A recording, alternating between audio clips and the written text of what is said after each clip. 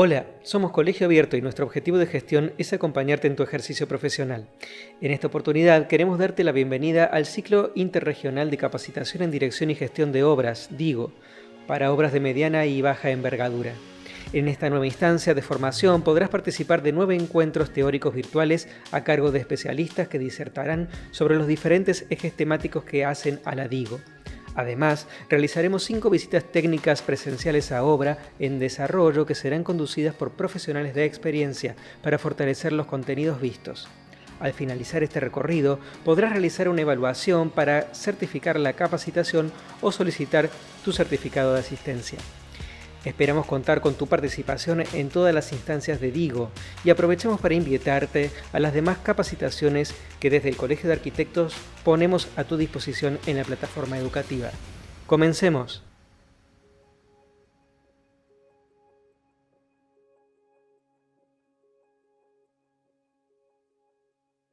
Nuestros saludos para todos los profesionales participantes en este tercer encuentro DIGO sobre dirección y gestión de obra. Estamos muy contentos con la convocatoria de la que son parte y queremos agradecer a los presidentes de las sedes regionales, así como a las autoridades del Colegio de Arquitectos de la provincia de Córdoba por el apoyo y por la difusión. En esta oportunidad, en este tercer encuentro, contamos con la presencia de la arquitecta Lorena Carrizo Miranda, docente universitaria en la Universidad Nacional de Córdoba y en la Universidad Blas Pascal, una amiga de la casa, del colegio, ha dictado cursos en él también. Y bueno, charlaremos sobre replanteo de obra, excavación y fundaciones. Hola Lorena, ¿cómo estás? ¿Qué tal? Un gusto estar acá y compartir esta jornada. Bueno, Lorena, muchísimas gracias por estar. Y bueno, tu tema es el tema del replanteo, es el inicio de la obra. Contanos un poquito qué es lo que pensás en el ingreso a la metodología de abordar el terreno. Y la realidad es que no podríamos abordar el tema de primera instancia. Siempre Bien. hay una previa, hay algo que tenemos que comenzar a saber y conocer. Perfecto. ¿Sí? Yo siempre digo que lo más importante en una obra es, al momento de iniciarlo, tener un conocimiento pleno de la obra. Y cuando vos decís pleno, está que en realidad uno no necesariamente es el proyectista y el conductor técnico. Puede pasarnos de que uno tenga la conducción técnica de un proyecto de otro profesional. Y entonces es ahí donde yo siempre digo, nadie conoce la obra como yo la tengo que conocer. Y siempre hablamos de ir por delante de la obra. Perfecto. ¿Eso qué implicaría? Implica que vos estás ejecutando y ya estás más adelante, un paso más adelante de todo lo que se viene. O sea, nada es un imprevisto en la obra, porque un imprevisto en la obra te puede llevar a una serie de imprevistos. Exactamente. Y a veces onerosos, así que evitémoslos. Exactamente. Bien.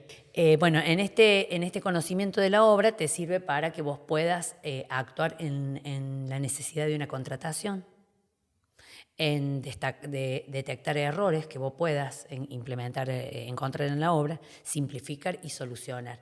Y cuando vos decís detectar errores, ahí si vos no sos el proyectista, tendrás que volver al quien ejecutó el proyecto para poder decir, mira, encontré este error y lo podemos subsanar para poder seguir adelante. Perfecto. Sin ningún error. Bien. Estamos en el terreno, hay que iniciar la obra. ¿Cuáles serían los pasos que utilizarías para abordarla? Para abordar. Y lo primero de lo que vamos a hablar va a ser de un estudio de suelo. Bien. El estudio de suelo nos va a permitir que tengamos datos técnicos, digamos, de los materiales con que se conforma el suelo. Bien. Entonces, a partir de ahí vamos a saber características físicas, características químicas y mecánicas de ese suelo. Perfecto. En función de eso, podremos ver la composición que tenga ese suelo. Y creo que lo más importante para nosotros los profesionales es saber si debajo de ese suelo donde vamos a fundar, donde vamos a hacer un replanteo, donde vamos a implantar nuestra obra, tenemos la presencia de napas o curso de agua. Bien. No menor al momento de elegir o optar por una fundación. Claro, eso va a darte un cálculo estructural acorde a ese tipo de suelo, como lo sabemos. Y por ahí un tipo de fundación totalmente distinta a lo que vos tenías en mente que podía llegar a ser. Bien, ¿y hay a dónde concurrir para encontrar algún tipo de material sobre esos tipos de suelo, por lo menos acá en la provincia de Córdoba, en la ciudad? Sí, acá en la ciudad de Córdoba nosotros contamos con un mapa de suelos que está a disposición de los profesionales, está en la biblioteca de la Universidad Tecnológica Nacional, donde se ha hecho todo un estudio de 900 perforaciones a nivel ciudad y uno ha podido lograr saber qué tipo de suelo hay en ese entorno. Bien. Por supuesto que cuando uno va a la implantación del lote, el tipo de suelo varía muchas veces. O sea, uno puede tener un acercamiento a lo que va a ser el tipo de suelo que va a encontrar. De ahí es que cuando uno hace un estudio de suelo, el geólogo hace 3 o 4 muestras dependiendo de la dimensión del lote y a partir de ahí hace el análisis y todo lo que viene a posterior. Esta zonificación geotécnica de que hablamos en la ciudad de Córdoba está dividida en 5 unidades desde el lecho de río y se va alejando a medida que nos vamos alejando y habla de terrazas. Bien. Cuando nosotros veamos una zonificación vamos a encontrar terrazas y las terrazas son a medida que vos te alejas de este cauce de río que el que nos divide y el que nos marca es el río Suquía. Claro. No la cañada, no un canal maestro, sino el río Suquía. Bien. A partir del río Suquía uno tiene algunos otros cursos de agua que lo cruzan y que hacen que las zonas se pongan más o menos peligrosas al momento de elegir una fundación sin un estudio de suelo anterior. Perfecto. Acá en la ciudad de Córdoba, generalmente, como decís, cerca del río tenemos un buen terreno y generalmente en la zona sur ya tenemos acotado que son unos terrenos más problemáticos, por decirlo así. Más problemáticos. Dentro de esta zonificación que hablábamos, nosotros también tenemos cortes y los cortes, esto que te decía yo, bueno, a ver, tenés terrazas. En este ejemplo que estamos viendo, tenés una primera terraza que es la primera que avanza en el lecho del río. Bien. Entonces, a partir de ahí vos te vas alejando por terrazas y esas terrazas son las que te dicen qué tipología podría llegar a tener para fundar. Lo más certero, como siempre te digo, es un estudio de suelo. Claro. Porque si bien vos podés tomar alguno de estos datos como para elegir un tipo de fundación, muchas veces, al no tener un estudio preciso, haces una fundación y lo que estás haciendo en realidad es sobredimensionando la fundación. Claro. Y tenés un gasto más elevado que a lo mejor el que incide un estudio de suelo. Exactamente. Que hoy en el monto de obra está más o menos en un 3 al 5% del monto de obra. Sí, vale la pena, digamos, invertir en eso para asegurarnos tener un buen suelo y no encontrar tal vez mojones en un mismo terreno en el cual en ciertas áreas o en las más solicitadas necesitemos una fundación distinta. Sí. Bien, este material me decís que, por ejemplo, acá estamos viendo la ciudad de Córdoba, pero también podemos ver para aquellos que son de las distintas regionales, en sus ciudades, tal vez material disponible. Tal vez por CIDI puede ser que se consiga. Sí, si entramos a Mapas Córdoba, vamos a encontrar 49 mapas disponibles para poder hacer este análisis. Esos mapas en realidad fueron destinados a la parte agrícola, pero como son estudios constantes en todo el territorio, vos podés ver dónde tenés mejor tipo de suelo o no. Bien. Así que esos estudios están disponibles, te decía, 49 localidades, llámese Belville, llámese Villa María, hay un montón dentro de Mapas Córdoba por Ciudadano Digital. Perfecto, válido saberlo. Buenísimo. Bueno, en base a esto me imagino que vamos a tener un terreno y vamos a tener distintos tipos de formas de suelo. Claro. Acá justamente puse esta placa que es de criterios que a fines urbanos de Carlos Camacho, que él hablaba de un suelo bueno o un suelo malo. Y en la realidad no es que haya un suelo malo o un suelo bueno. Simplemente lo que hay es suelos aptos para construcción o no, y si no, vos tenés que lograr una mejora del tipo de suelo para poder fundar. Porque si no, imagínate que vos justo hayas comprado en un lugar donde el suelo sea malo, entonces no vas a poder fundar nunca. Y no, en realidad sí. Es importante conocer distintos criterios que tenemos para lo que es la granulometría, la forma, nivel freático, plasticidad. En los estudios de suelo uno analiza si es plástico o no plástico, y ahí es donde vos decís, si es no plástico, es bueno. Si es plástico, y es riesgoso. No es que sea malo, sino que vas a tener que tener algunas precauciones al momento de fundar. Perfecto.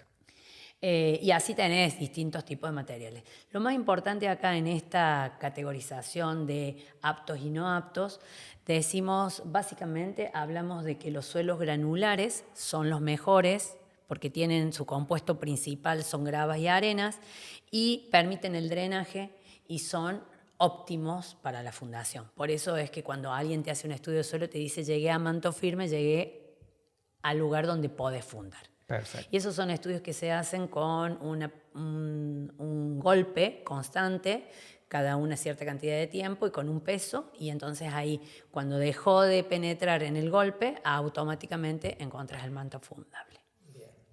Te decía, perdón. Sí. Y en los suelos finos, como están compuestos por material muy finito, son más bien arcillosos o limos y al ser partículas muy pequeñas, se asientan fácilmente, al contacto del agua se hacen loésicas o barrosas, digamos, claro. Y entonces ya tienen falta de estabilidad y alta comprensibilidad en lo que es el terreno. Claro, allá el calculista definirá si esos terrenos son aptos para el tipo de fundación que pensamos usar para la construcción. Y también tener en cuenta cómo drena, me imagino, porque, por ejemplo, algunas fundaciones a fricción y demás varían en el caso de que haya agua en esos estratos, ¿no es así? Exactamente. Y eso también tiene que ver con esto. Esto que vos decís es una composición de mantos u horizontes que son distintas capas y en la que las subdividimos normalmente en 4 estratos, donde la capa superficial es la que siempre descartamos. Es más, descartamos esa capa superficial de suelo orgánico y muchas veces llegamos a descartar hasta el nivel B, que es el de decantación o arcilloso, porque por ahí necesitas reforzar o buscar un manto firme y haces una mejora del lugar a donde vas a implantar. Bien.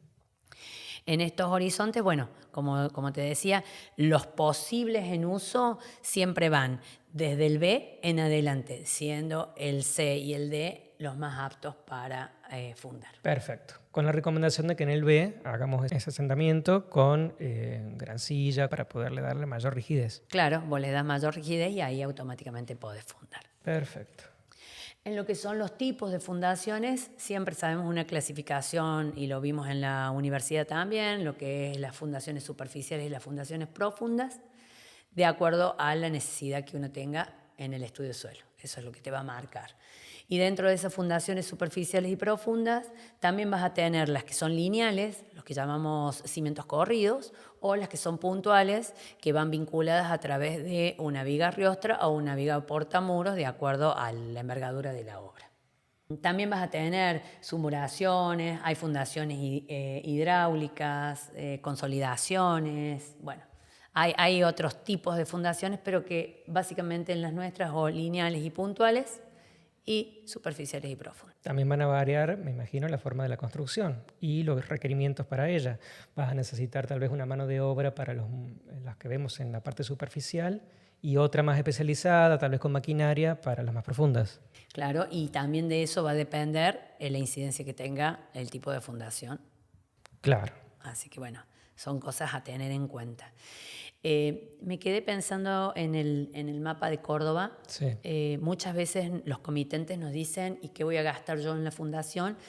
Y vos todavía no hiciste ni un estudio de suelo. Ese mapa te permite que vos puedas decir, bueno, en la zona el tipo de fundación que se está utilizando es esta, la incidencia en la obra va a ser este porcentaje. Exactamente. Estaría bueno que los comitentes también nos consulten sobre cómo elegir los terrenos para evitar gastos extras también, sabiendo que hay zonas en las cuales van a tener un buen gasto y no van a haber nada todavía construido en cimientos. Viste que por ahí el tema del costo es incidente y el dueño está en lo que se ve y claro. no en lo que no se ve. Y lo que no se ve es lo que le va a dar la resistencia y la perdurabilidad de la obra a lo largo del tiempo. Los factores que vamos a considerar en el diseño de las fundaciones son, por un lado, la naturaleza del terreno, que es todo esto que vinimos hablando, de los estudios de suelo, la característica propia del edificio, y ahí vamos a tener en cuenta distribuciones de carga, peso propio de la obra y el peso de las actividades, porque no va a ser lo mismo de acuerdo a lo que vos vayas a estar dentro de esa obra. teniendo en cuenta también sismos y vientos, y por otro lado, no menor, los recursos disponibles, porque hay que ver qué materiales tenés, si contás con los equipos y las herramientas y los costos que van a incidir en los diferentes sistemas. Claro, perfecto. Haces una evaluación de todo esto que acabamos de mencionar para poder dar ese resultado de qué elegir. Claro, qué elegir. Y a partir de ahí vamos a pasar a lo que, a ver, sabemos todo esto, hicimos un barrido global, decís, bueno, estamos en el lote, ¿cómo sé que el lote que dice el dueño es mi lote? Importante. Donde yo voy a necesitar hacer esa fundación. Y la mayoría de las personas habla de lo que es la mensura. Y en realidad eso es un documento público en el cual tenemos un escribano y es el que lo inscribe y no es el punto donde nosotros nos tendríamos que basar como ciencia cierta, porque eso es una escritura. A nosotros nos vamos a basar en el amojonamiento. Bien. Y ahí vamos a tener un punto de partida que nos va a indicar los puntos o los límites del terreno donde nosotros vamos a implantar lo que vamos a proyectar. Ahora bien, ¿qué es importante? Que yo siempre digo que dentro, más allá del amojonamiento, nosotros tengamos un certificado de deslinde y amojonamiento. ¿Por qué? Porque ese certificado nos va a permitir a nosotros que ante cualquier eventualidad no seamos los responsables de haber implantado mal la obra. Nada más ni nada menos. Nada más y nada menos. Viste que es muy común y se ha escuchado decir, construyó en el terreno del colindante, en el terreno vecino, construyó en otra manzana, y vos decís, no puede pasar eso. Y sí, puede pasar. Puede pasar cuando los loteos son muy grandes y no hay un control o una identificación del loteo. No estamos hablando del loteo privado, estamos hablando de un loteo, ejemplo, un loteo público. Una vivienda de procrear que se hace en un loteo, ejemplo, loteo lo tengo, donde tenés una cantidad de manzanas, una cantidad de lotes, y en esos casos sí es un gasto o un costo que uno le debe hacer al propietario, la certeza de que ese lote corresponde a ese propietario. Bien, importantísimo tenerlo en cuenta entonces antes de iniciar. Bueno. Bien, para poder hacer la buena ubicación de los mojones. Perfecto. Y ahora sí, ya sabemos cuál es el lote, ya tenemos toda la información necesaria, podemos adentrarnos al replanteo propiamente dicho. Y en ese replanteo, ahí vamos a necesitar, primero, conocer el legajo del proyecto, ¿sí? Tener un dominio de ese legajo del proyecto, no solamente de la parte gráfica, sino también del pliego de especificaciones técnicas. Y dentro de ese pliego de especificaciones técnicas, saber que ese replanteo es correcto por todo lo que diga, ¿sí? Todo lo que se plantee. Tenés ese replanteo y tenés que estar también ubicando cuestiones que van a venir a futuro, como instalaciones, me imagino, dependiendo de qué tipo de cimentación utilices. Sí, no menor, y lo vamos a ir viendo a medida que avancemos, pero en realidad, por eso te digo, uno tiene, vuelvo a lo que decía al principio, ir por delante de la obra. Claro. Porque el ir por delante me permite decir, bueno, no, a ver, momento, acá tengo instalaciones que sí o sí tengo que dejarlas previstas en este momento y no tengo otro momento para hacerlo. Sobre todo, a ver, eso se da cuando vos, por ejemplo, haces una platea.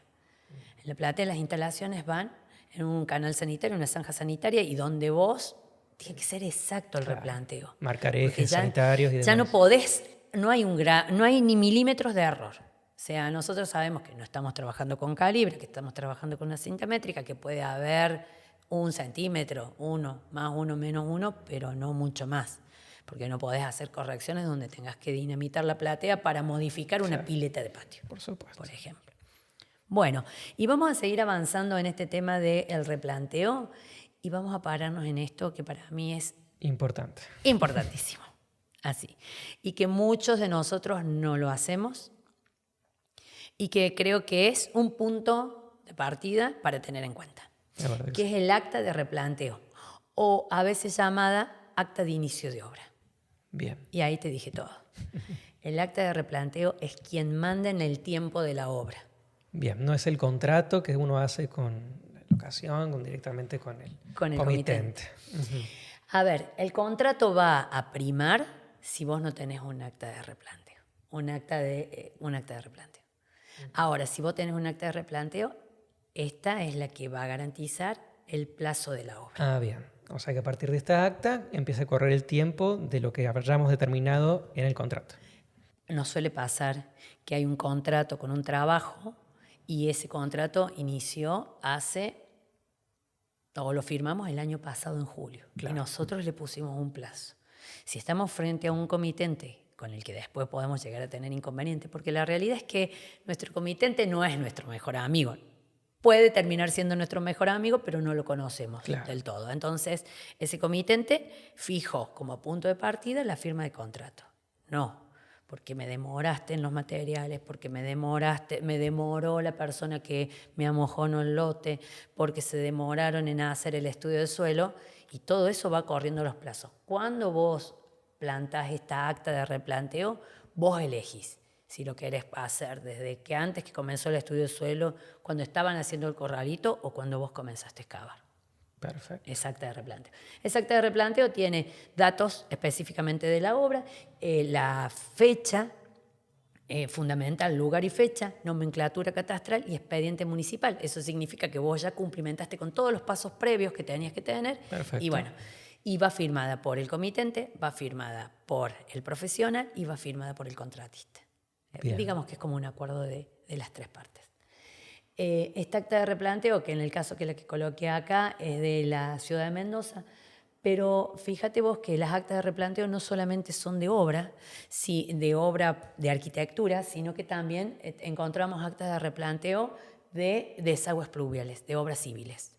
O sea, bien, que no menor, que es, por bien, ejemplo, esta que coloqué acá, que es de Buenos Aires. Acá en la provincia de Córdoba no hay obligatoriedad de tenerla, pero la verdad que sería una gran ayuda para iniciar, ¿no? Yo creo que sí. Creo que esta dirección y gestión de obras que estamos implementando en este Digo hace que nosotros comencemos a abrir un abanico de un montón de documentación que nos hace falta y que la verdad es que los arquitectos somos medio reacios a los papeles, pero muy importante porque cuando llega el problema, claro, más vale empiezan las ambigüedades de cuándo empezaste la obra, si cuándo empezaste a tener los movimientos de suelo, demás. Con esto queda bien claro.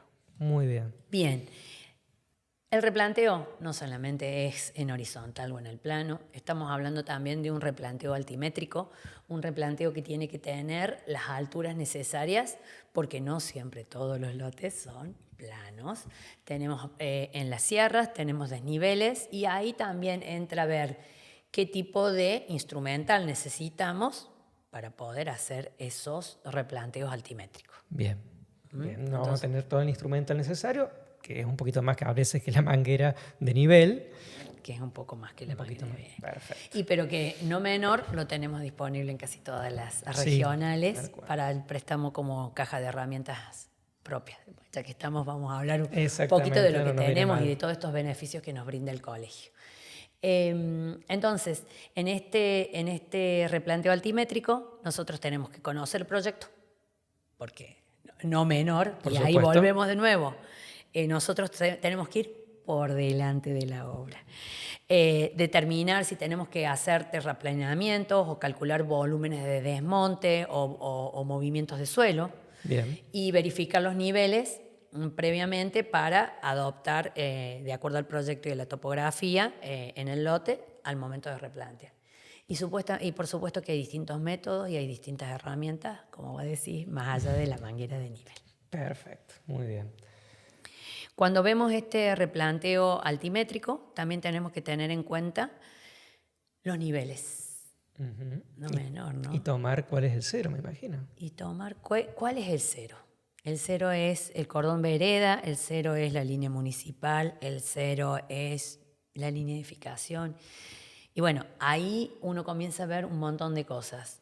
Sobre todo porque vos tenés que pensar en toda esa agua que va al patio y que de alguna manera la tenés que desaguar. Entonces, si vas a desaguar, a lo mejor tu nivel cero para el sacar niveles lo colocaste en el cordón de vereda, uh-huh, y de eso tenés que ver no solamente el caño, sino esa pileta, la tapada de esa pileta. Entonces vamos sumando. Claro. 10, 15. Arrancamos ya con una pileta de 18 y a partir de ahí el tapado y pendientes, de ahí la pendiente. Y bueno, y para poder desaguar todo ese curso de agua. que el que manda va a ser la profundidad del lote. Entonces esa pendiente puede ser importante. Claro, y tener en cuenta también el diseño de obra que estamos empleando y hacia dónde tenemos ese desnivel. Hacia dónde tenemos ese desnivel y esa altura que vamos a sacar. Después también vamos a ver acá que siempre trabajamos con esas cotas de nivel de trabajo, que es el del trabajo en obra, donde marcamos 1 metro y que no necesariamente se rige de este 0,0 que fijamos a lo mejor en el cordón de la vereda. Claro, que es más apto para un municipal, por ejemplo. Exactamente. En este plano de replanteo, que vamos a entrar ahora, tenemos esta documentación gráfica y este legajo, donde vamos a tener puntos importantes a tener en cuenta y donde todo depende de qué es lo que voy a replantear. Porque no es lo mismo replantear un pilote que replantear una base, que replantear un cimiento corrido. Claro. Entonces, bueno, en base a eso yo voy a decir, bueno, ¿qué elementos de obra necesito replantear? Y en función de eso voy a tener excavaciones, las fundaciones, los muros, los tabiques, las columnas, las vigas, infinidad de elementos a replantear en una obra. Teniendo en cuenta esto, me imagino que también para una mayor aprehensión de aquellos que van a ser dirigidos, lo podés dividir por partes, columnas, vigas, o utilizar los mismos planos, pero de alguna forma de referencia en cual no se le haga demasiado lío al poder leerlos. Sí, lo más importante, yo siempre digo, es la claridad en los planos para que no se le haga tedioso a la persona que lee. Claro. La escala, no menor. Bien, Sí, no porque menos de 1,50. Claro, porque estamos tan acostumbrados a trabajar en planos municipales en escala 1 en 100, los planos técnicos son de 1,50 en adelante. Bien. Así que no menor para tenerlo en cuenta. Y cuando hablamos de un plano de replanteo, nosotros vamos a tener que, por un lado, delimitamos el tema de los límites, hicimos los límites del terreno, determinar los ejes, desde dónde vamos a partir con esos ejes de replanteo, este nivel 0, que no necesariamente es el del desagüe, sino el 0 que nosotros vamos a tomar en ese terreno. ¿Qué es lo que vamos a replantear? Y comenzar a trazar los ejes principales y secundarios, si hubiera, designarlos con las cotas parciales y progresivas y esas cotas bien indicadas, siempre, bien, en los planos. Acá vemos, por ejemplo, el plano de referencia que trajiste, es ortogonal en el caso de tener algún tipo de inclinación por el terreno y demás o por el diseño. También me imagino tendrías que tener los ángulos marcados y demás para poder replantearlos bien. Sí, cuando vos tenés ángulos diferentes, siempre tomás ejes ortogonales y a partir de ahí referencias. Yo siempre digo que es un replanteo dentro de otro replanteo. Bien. En realidad, estos ejes principales que vos tenés, vas a tener que al cruzarse tenemos lo que llamamos mojón principal, bien, que es el eje 0.00 de partida para hacer la sumatoria. Vos podés tener un mojón secundario en estos ejes ortogonales, en estos ejes que no están ortogonales y que tienen otro ángulo. Perfecto. Y los referencias con ángulo para que no vaya a haber un error. Bien. Suele pasar también con muros curvos, ¿no? Claro. Que podés llegar a tener. Exactamente. Bien. Y si vamos a los ejes de replanteo, fíjate que podríamos tener que replantear eje y dentro de eje el ancho de las fundaciones a excavar, entonces tenés que ser lo más clara posible. Cuando uno habla de replantear eje, habla de que muchas veces ese mismo eje de replanteo nos sirve para infinidad de tareas. Claro. Ejemplo, en el caso de esta fundación corrida, puede ser el eje de la fundación corrida, el eje que vas a utilizar para las columnas, el eje que vas a utilizar para las mamposterías y ese mismo eje vas a utilizar para las instalaciones. Bien. Entonces, aprovechas ese replanteo para varias tareas dentro de la obra, claro, a ejecutar. Decíamos, replanteas estos ejes, marcas el ancho, porque vos marcando el eje le decís 50 y 50, 1 metro, le decís 60, 60, o sea, vos le vas dando el ancho que necesita la fundación. En este caso se excava la zanja de cimiento y se prepara, por otro lado tenemos el caballeteo y las estacas con la armadura en espera para ser colocada dentro de esa zanja. Bien. En el caso de que el eje no coincida con lo que viene a posteriori, se llama posteriori y demás, hay que también verlo en ese plano. Sí, y ser muy claros al momento de cambiar referencias de ejes, porque cuando uno las deja anotadas dentro del corralito, que no vaya a haber confusión. Bien. No solamente cambiamos las medidas, cambiamos los colores también puede ser por parte de colores. Decís, bueno, mira, el eje de replanteo de fundación fue el rojo, ahora nos vamos a guiar del negro y después será el azul, o buscamos la manera de que el operario no se confunda, Sí. que es lo más importante. Algunos colegas utilizan estacas de distintos colores para no tener esos inconvenientes. Es una forma didáctica también de... Es una de forma hacerlo. didáctica. Y cuando hablamos de replanteo de ejes, también podríamos estar hablando de replantear un pilote, no necesariamente una zapata corrida.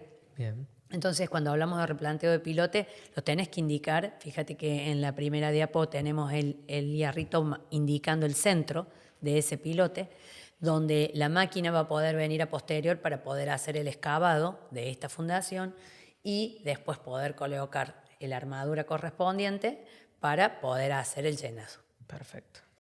Dentro de esto, dentro de este proceso en el replanteo de un pilote, vamos a tener, ahí ya nos cambiamos, en el replanteo salimos del eje para replantear las caras, porque vamos a replantear las columnas, y en función de eso tenemos que hacer, si tenemos cabezal o no tenemos cabezal, dependiendo, y de ahí continuar con la construcción. Bien.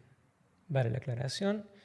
Después de eso, me imagino que saldrás con los pelos, claro que estamos acá. Claro, después de eso salís con el tronco de columna o con lo que vayas a colocar. En este caso se sigue replanteo de columna, se hormigona este cabezal que te estoy diciendo de este pozo con la armadura de columna y se replantea columnas y vigas que van a ir a parar adentro de ese cabezal para que después todo el llenado y el hormigonado sea homogéneo. Bien, bien. Siempre estamos hablando acá de cosas puntuales, por ejemplo. Estamos hablando de cosas puntuales, a pesar de que el primer ejemplo hablamos de un cimiento corrido. ¿Sí? En el caso de que tengamos, por ejemplo, una platea. Y bueno, y en el caso de una platea, el proceso va a ser diferente, porque acá lo que tenemos que hacer como primera medida es retirar el suelo vegetal. Cuando vos decís retirar el suelo vegetal, es ese suelo que no sirve, que está compuesto por distintos sedimentos, llámese desde tierra hasta el papel del caramelo. Bien. ¿Sí? Entonces eso hay que extraerlo, se extrae una buena cantidad, dependiendo de lo que uno decida. Pueden ser 40, 50 centímetros de extracción de suelo vegetal. Siempre tienen que ser más de 20, porque los primeros 20 centímetros, esos sí o sí. Bien. Y a partir de ahí lo que uno decida, 30, 40, 50, uno hace una reposición de material granular, que muchas veces los profesionales trabajamos con el famoso 0,20, que lo que hacemos es hacer una compactación de ese material y lo hacemos sumamente firme al terreno. De ahí que extraigamos el suelo vegetal, colocamos el material del 0,20, lo apisonemos, podría ser manual, podría ser mecánico, y que quede la superficie sumamente rígida. Bien. Nada de utilizar ese mismo material que estamos sacando para rellenar oquedades o demás en el terreno. Hay gente que te recomienda, hay gente que te dice, sí, que lo mezcle, el mismo albañil te va a decir, lo podés mezclar con cal y lo podés... No, eso que sacaste no sirve, eso lo tenés que descartar. Bien. Ahora, cuando decís lo vas a descartar, ¿a dónde lo vas a descartar? Yo siempre digo que uno tiene que tener en cuenta eso, porque mucha gente dice, no, déjalo en el fondo del lote. Bueno, pero después hay que sacarlo. Entonces, uno tiene que prever si tengo acceso al lote que estoy haciendo este compactado, si tengo acceso de distintos lados o si tengo acceso de un solo lado, bueno, ¿cómo voy a retirar ese material? Claro. Porque después, imagínate que voy a tener que paliar en carretilla el material hacia adentro. No es lo mismo una vodka de estas que vino y te sacó en un ratito que ponerte a mover el volumen de tierra que vos estás descartando. Tal cual, más el conflicto que puedes llegar a tener con la municipalidad, por ejemplo, por tenerlo en la vereda y demás. Sí, la multa que seguramente te va a llegar. Bueno, en esta compactación uno deja este terreno sumamente firme y después, por otro lado, uno hace el preparado de las armaduras, donde va a hacer refuerzo de acuerdo a los muros que vos vayas a necesitar refuerzo. Hay gente que no refuerza y ahí caemos en, ¿es una platea o es un contrapiso armado? Muy común en un montón de obras de cooperativas, muy común en obras que lo que hacen en realidad es quitarle la parte económica, ¿no? Disminuir la parte económica a la fundación. Esos contrapisos armados que no son lo mismo que una platea. No, por supuesto que no. ¿Sí? Y cuando hablamos de esta conformación de platea, hablamos de estos refuerzos debajo de los muros, encuentros de columnas armaduras dobles, armaduras in situ, reforzadas, porque muchas veces vas a encontrar gente que coloca malla, Claro. una malla electrosoldada. No. Hay un trabajo de armadura armada in situ, atada in situ, calculada, con un hierro, con una separación. Y bueno, en el caso de la platea, lo que te decía, el replanteo de las instalaciones, porque esa Bien. instalación No se va a mover. no se va a mover. Bien. Vemos ahí también que en vez de encofrar utilizando tablas, hay un método en el que tú usas unas hiladas de mampostería para poder darle cuerpo. Sí, yo desde un tiempo acá, ya hace bastantes años que cuando hago platea, hago toda una, digamos como si fuera la vereda perimetral y directamente me sirve para el momento de cortar la platea. Es hasta más prolijo. Me parece que sí. Es hasta más prolijo. A lo mejor las tablas, para no hacer esta mampostería, y ya te voy a explicar por qué no, en los colindantes. ¿Por qué no? Porque esa mampostería, si no queda bien terminada, puede mantenerme la humedad, porque es un ladrillo, ¿sí? Bien. Y mantiene la humedad. Y yo no puedo dejar, como siempre digo, es como si pusieras una bolsa con una toalla húmeda cerrada, con un colindante. En el colindante no puedo hacer esas cosas porque no voy a poder tener la certeza de que va a estar bien terminada. Bien. Entonces son Cabe la cosas aclaración. para tener en cuenta. Buenísimo. Bueno, Lorena, te agradecemos muchísimo por este tercer encuentro. La verdad que ha sido bastante clara. Todo este material va a ser subido a nuestra plataforma educativa. Así que ha sido un gusto tenerte. Y bueno, vamos a estar también juntos para las preguntas que seguramente nos van a hacer el próximo jueves. Y sí, y la verdad que si me pusieras de aquel lado, infinidad de preguntas, porque en realidad cada uno de estos temas se abre un abanico gigante. No, sí, Gigante. claro, creo que sí. La vamos a Así tener que seguramente este jueves. Seguramente vamos a vivirlo el jueves. Bueno, muchísimas gracias entonces por participar de este tercer encuentro, Digo. Bueno, a vos, Jota, un gusto.